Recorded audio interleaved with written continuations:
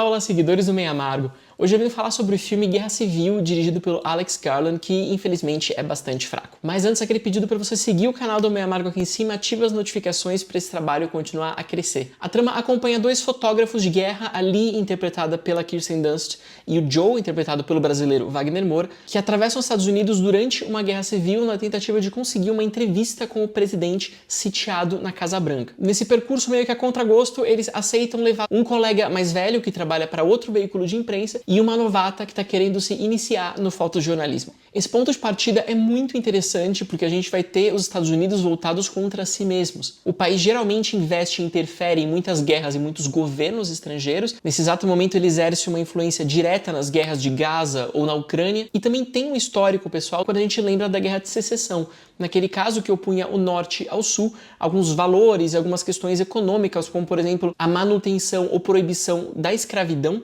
era uma das pautas fundamentais. Então fica a curiosidade para saber de que maneira o Garland tentaria opor de maneira sangrenta o leste ao oeste. Mas aí começam as nossas decepções, porque o criador realmente não tem nenhum interesse na guerra que ele mesmo desenvolveu. Ele não menciona nem por alto como esse conflito se originou, quem são exatamente os estados que se encontram em cada lado da disputa, o que eles desejam, existem fatores políticos, morais, econômicos envolvidos, o que acontece com as pessoas na fronteira entre os dois e os estados com maior imigração. Nada disso é trabalhado na trama. E sem isso a gente acaba tendo uma guerra qualquer que poderia se opor, por exemplo, a um inimigo estrangeiro sem nenhuma grande diferença aqui. A gente vê sim muitas pessoas armadas, existem várias cenas de carros parados em autoestradas, em avenidas, que parece ser o símbolo indispensável e mais icônico do pós-apocalipse no cinema americano, mas não entende as tensões por trás desse embate político e humano. Bom, a gente poderia pensar então que essas circunstâncias da guerra viriam dos próprios protagonistas, porque eles teriam um ponto de vista muito específico, pertenceriam ao lado ou ao outro. Nada disso acontece também. Lee, Joel, Sammy e Jesse não têm nenhum posicionamento político sobre o que está acontecendo no país. Eles não são nem progressistas nem conservadores e pensam apenas em fotografar o máximo possível, em pegar cenas acontecendo, numa espécie de utopia dessa objetividade suposta do jornalismo. E a gente sabe que essa ideia de um jornalismo isento e apolítico como forma de mais puro ou mais nobre absolutamente não existe. Não dá para ter essa ingenuidade nos dias de hoje. Mesmo a profissão do Joe e da Lee aqui é muito difícil de acreditar, porque eles não parecem trabalhar para ninguém de fato, apenas para eles mesmos. Eles vão para a cidade que eles desejam, na hora que eles querem, tiram fotos quando eles querem.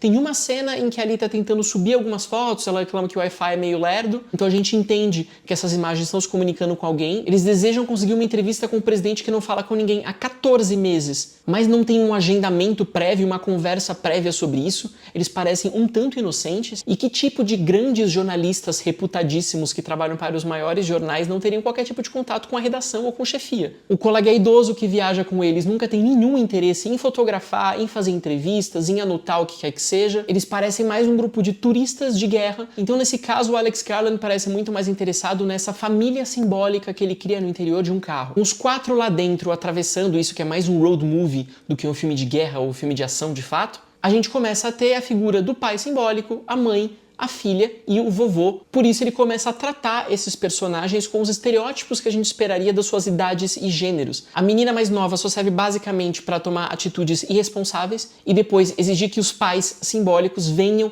em seu socorro para salvá-la. Inclusive a cena das pessoas passando de um carro para o outro mostra que as prioridades desse filme estão muito deslocadas. E quanto ao avô, qualquer pessoa que já tenha acompanhado filmes de guerra ou filmes apocalípticos sabe qual destino é reservado aos idosos nesse tipo de premissa. Aí a gente pode pensar, tudo bem, porque o foco aqui não é exatamente a guerra, ela é apenas um pretexto, o diretor quer falar de fotografia e da responsabilidade das imagens. Super legal. Ela poderia dialogar com esse fato que algumas imagens captam algo que a gente não percebe a princípio, os Fabelmans fez isso muito bem, ou com a capacidade no meio de um campo de batalha de fazer algo tão relevante para o jornalismo quanto para as artes, mas, nova surpresa, as fotos aqui também não têm nenhuma importância. A gente nunca vê o uso que é feito delas, a publicação delas, o impacto, debate sobre a ética dessas fotos, até onde você pode ir, o que você não deveria fotografar, por que ângulo, por qual ponto de vista, nada disso é questionado. No final a gente vai ter uma foto particularmente importante emocionalmente para uma personagem, mas só. Socialmente, o trabalho desses personagens é irrelevante. Talvez isso decorre do fato que a gente tem aqui uma produção muito indecisa entre ser um filme independente, com algumas liberdades típicas do cinema independente, ou um grande filme de ação endinheirado, com cidades construídas em estúdio, como é o caso do clímax na Casa Branca. Os atores são dirigidos com uma gravidade, uma intensidade, um comprometimento como se eles estivessem em Apocalipse Now. A Kirsten Dunst, que é uma das atrizes mais talentosas da sua geração, ela é absolutamente excelente em tudo que ela faz. Ataque dos Cães, Melancolia. Aqui ela adota um olhar muito cansado, uma voz um pouco mais grave e uma espécie de cinismo de quem já viu muito, já viveu muito e se tornou embrutecida. Obviamente nessa dinâmica do policial bonzinho e policial malvado, ao contrário da mulher muito rígida, a gente tem o Wagner Moura muito malandro, brincalhão, até que, do nada, de maneira um tanto abrupta, ele vai ter duas cenas de histeria, de grito profundo. Primeiro, pode parecer interessante que seja o homem a pessoa que perde o controle emocional, enquanto ali continua muito firme. Lembrando que geralmente os homens são retratados como pessoas muito mais frias e racionais, enquanto as mulheres seriam emotivas demais,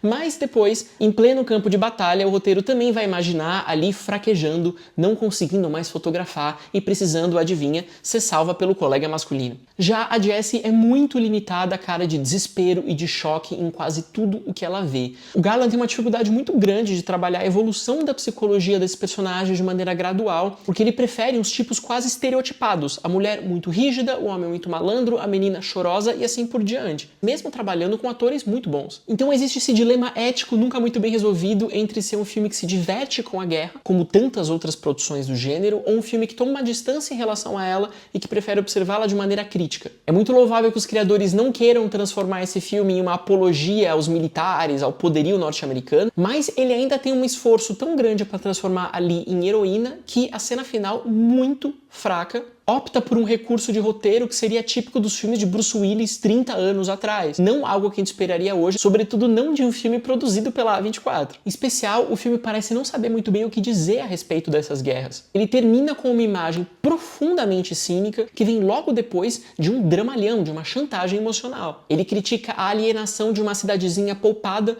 pelos destroços e pela batalha, mas nunca se indaga até que ponto o próprio Joe e Ali são pessoas um tanto alienadas. Mesmo esteticamente, ele é muito indeciso. As primeiras cenas são de ordem documental. Depois de uma reportagem na televisão, a gente vê as pessoas agindo nas ruas como se fosse um documentário ou uma reportagem de TV. Mas logo em seguida tem uns reflexos ultra estilizados na janela do hotel. Então ele fica tateando o caminho dele entre um estilo um pouco mais cru e algo profundamente estetizante, como a gente vai ver na cena noturna, que parece muito mais um videoclipe indie, porque a gente tem uma música inteira, enquanto as faíscas caem em câmera lenta, chegando perto de uma abstração. O Garland certamente estudou as referências dele. A gente tem muitas cenas em que o impacto emocional é atenuado, porque você retira o som direto, ou seja, os ruídos ao redor, o barulho dos gritos e do choro, e coloca apenas a trilha sonora no lugar, que é uma ferramenta clássica dos filmes de guerra. E também tem, por exemplo, aquela explosão, depois da qual a gente tem um silêncio completo, que se tornou muito típica, sobretudo desde o resgate do soldado Ryan. No entanto, fica no final essa dúvida sobre o ponto de vista do Alex Garland. Existe beleza e interesse estético no caos ou não? Ou a gente deveria observar essa realidade pela crueza e a dificuldade que ela representa? A cena com o Jesse Plemons, que é a melhor do filme inteiro, que é muito bem resolvida porque o ator é absolutamente excelente, ela deveria nos incomodar pela crueldade do que acontece ou fascinar pelos movimentos de câmera, pelo trabalho super rebuscado de direção de arte. Politicamente, esse é o filme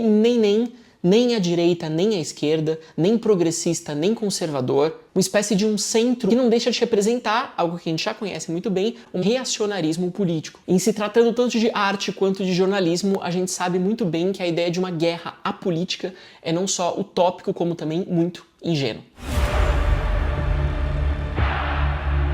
É isso, eu fico por aqui hoje. Me diz se gostou de Guerra Civil, coloque seus comentários aqui embaixo, siga o canal do Meio Amargo e também os textos que eu publico sempre no meiamargo.com, além das redes sociais, @meiamargocine. Até a próxima!